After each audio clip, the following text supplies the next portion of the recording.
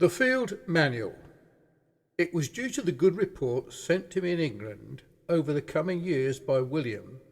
and being informed of the number of outreach churches being established in the northern Philippines, I was greatly encouraged and was moved to republish and make available Dr. John Gill's body of Doctrinal and Practical Divinity,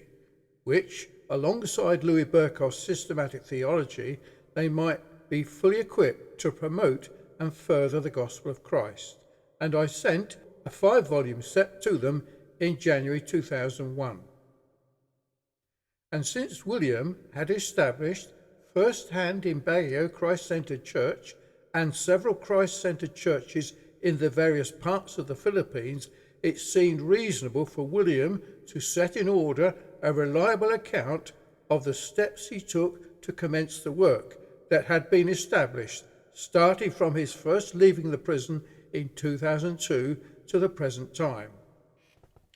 He had already mentioned the need to correctly present monergistic theology, that is, the Reformed view of salvation, which is expressed in both Louis Berkhof's work and Dr. John Gill's body of Doctrinal and Practical Divinity, and I felt that an historic account of how he, upon his release from prison, was able to gain access to the prisons in Baguio City and Benguet provincial jails, how he was able to speak to the inmates and teach them the gospel, and how he realized some inmates were ready to receive the gospel and be baptized, and how did he continue the work in teaching the various truths of the Christian religion to the prison inmates. And then, how did he commence the formation of Baguio Christ Centred Church? I was greatly encouraged by William's testimony that he sent to me in his book, Called from Darkness into His Marvellous Light, which I feel should be included as an appendix to this manual. In so doing,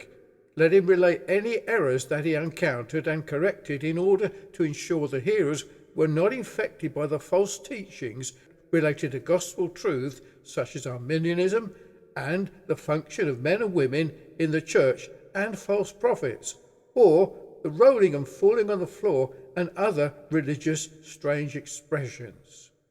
And also the method taken to ensure the singing of hymns, psalms and spiritual songs was established in such a way that the song content was free from doctrinal errors.